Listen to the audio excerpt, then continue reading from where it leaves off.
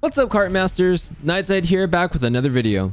Today we're going to do a news roundup summarizing everything we know at this time about Monster Hunter Rise Sunbreak, leading up to the digital event on May 10th. If you're trying to stay spoiler free, know that this is a video you'll want to skip over. Timestamps and links to full Capcom YouTube videos are in the description for your convenience. Let's get to it. The story of Sunbreak starts after the hunter ends the rampage, an onslaught of constant monster attacks to Kimura Village, and is kicked off with the unexpected appearance of a wolf-like monster called the Lunagaron. There, the hunter meets Fiorane, a knight of the Royal Order, and is then asked to help her investigate why monsters from the kingdom are becoming aggressive and invading other territories, including Kamura. This brings us to our new base of operations, Elgado, a research outpost which also happens to be a port town. It seems like a majority of the story will get started from the command post, where you'll meet Admiral Gallius, the leader of the research, and the Royal Knights, Bahari, the researcher, Chiche, the quest damsel, and who's also alluded to be of royalty, Menail, the blacksmith, and Oboro, the merchant. Here's also a quick look at the new hunter's quarters. To what degree it can be customized is currently unknown, but there's a shelf that's conveniently empty and will most likely allow you to store trinkets just like your home back in Kamura.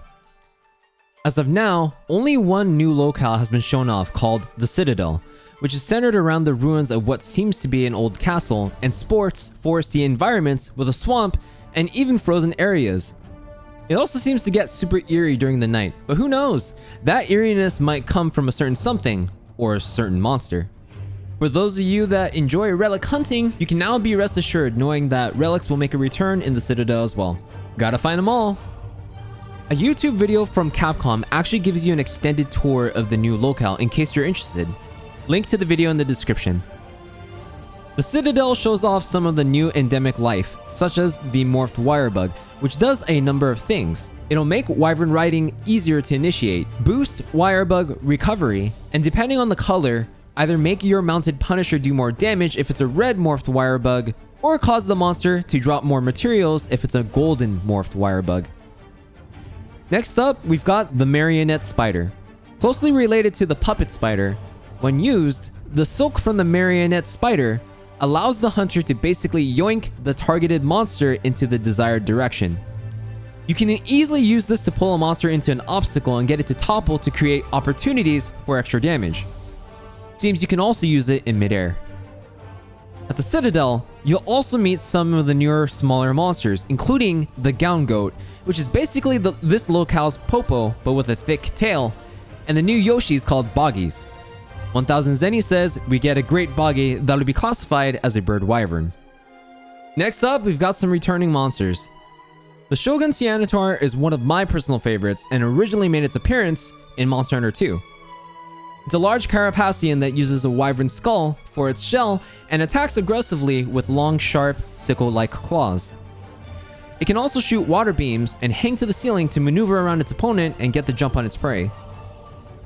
Back in Generation's Ultimate, the armor sported weapon skills such as Sharpness, or as we all more commonly know it as Razor Sharp, which decreases the rate your weapon loses sharpness, and also Expert, or more commonly known as Critical Eye, which raises your affinity. Odds are, we can probably expect the same, if not similar set of skills in Sunbreak. The infamous Thunder Wyvern from the Fated 4 of Monster Hunter Generations, Astalos, makes a return as well, and god damn, I'm sure we're all pretty damn hyped, especially as it gives hope that we'll see Glavenus make a return, and hopefully Gameth, so we can see the Fated 4 reunited once again. The Astalos is a very aggressive flying wyvern that uses a lot of attacks that involve using electricity from various parts of its body, and of course, brute force. The armor hasn't been shown off just yet, but here's a look at what the armor might look like based off of how it looks like in Generation's Ultimate, which features a weapon skill called Trained Critical, a skill that increases affinity following repeated attacks. Next up, we've got some new monsters. The Blood Orange Bishaten is the new subspecies for our one and only persimmon-throwing thick-tailed monster. Named after the color of their fur, instead of throwing persimmons, the Blood Orange Bishaten pelts hunters with explosive pine cones, which can be set off with its breath attacks. As if one pine cone chucking monster wasn't enough, am I right? Honestly though, if I had to take a guess, I'm sure attacks from players or maybe even after 5 to 10 seconds passing, the pine cones can be set off as well. Now here's a quick look at both the male and female hunter armors for the blood orange Bishaten. Sorry, no Palico or Palamute armor previews at this time. Finally, we have the new trio of monsters called the Three Lords, which will most likely serve as the main primary threats before probably some other larger monster or larger threat pops up. First off, we've got the Garangolm, a Frankenstein-looking monster who looks like a cross between Duramboros and Rajang. The Garangolm uses sap-like fluids to promote plant growth and manipulate the flora that grows within its body, allowing it to grow moss on one arm for water attacks and magma on its other arm for fire attacks. The armor itself is appropriately thick and sports green moss accents and a very rigid design. Odds are the armor skills for this set will most likely be something guard or guard up related, or maybe heck, something like offensive guard. You know, at least something that plays off the aesthetic of its thickness. The Fanged Wyvern, Lunagaron, is our next lord and my personal favorite of the three lords. It has a special organ that can chill the air, similar to Gos Harag, which can then be used to act as body armor and probably even enhance its claw attacks. When enraged, it stands on its hind legs like a werewolf and thrashes hunters with its claws. The armor itself sports a very sleek, almost cybernetic look, similar to Almudron's, only more sharp, cold, and with an icy exterior. Heck, even the Palamute and the Palico armors look extremely fierce. Something tells me this is going to be my first choice between the three lords in terms of gear. The Elder Dragon, Malzeno, is the last of the three lords, sporting elegant silver scales and a very vampiric regal appearance. It creeps at night and attacks its prey from behind, draining them and other living creatures of life energy. At this time, not much has been revealed of Malzeno or its attacks, but as you can see it preying on even Astalos, it's easy to see how the Elder Dragon will truly be a formidable foe. A number of changes and improvements are currently being teased on Twitter. One such change that was teased but with no clarifications is improvements to shortcuts.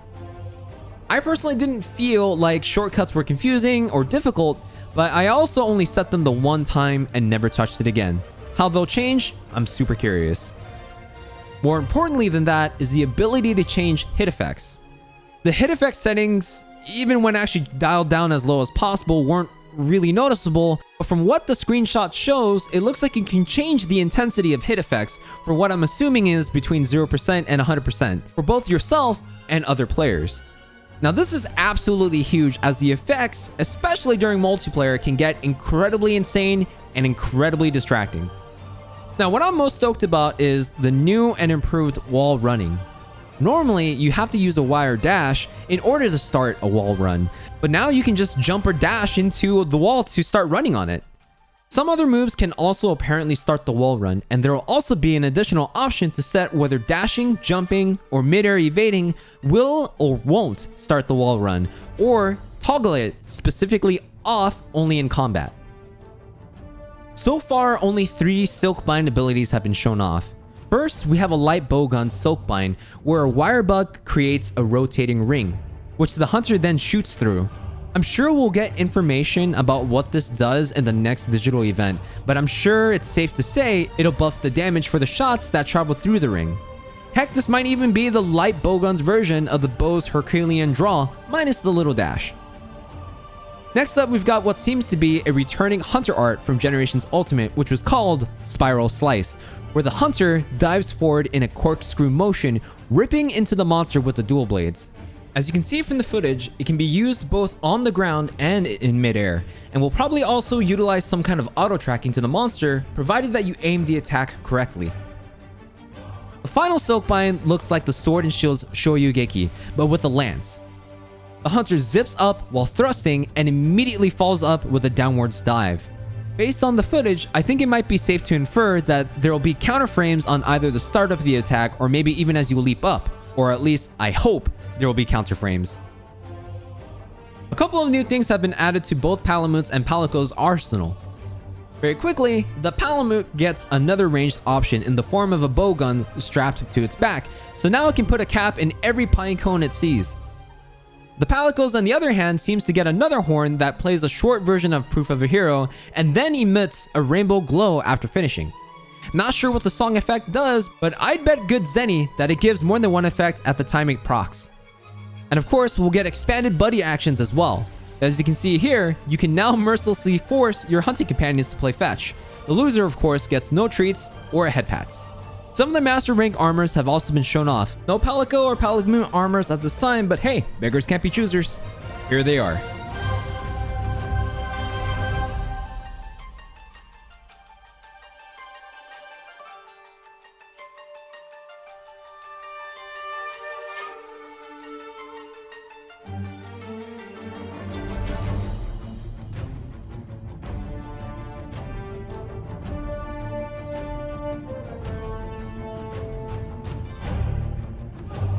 Finally, we have the special bonus content. For pre-ordering the game, you get hooked up with a couple of layered armors for your buddies. The Palico gets the striped cat costume, while the Palamute gets the loyal dog costume, which is basically a Shiba Inu.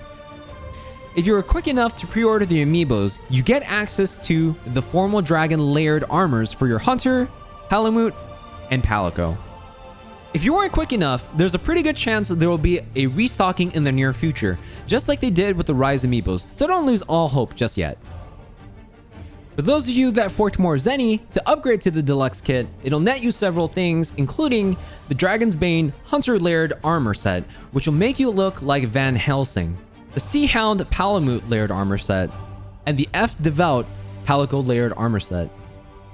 You'll also get the Take Aim Gesture set,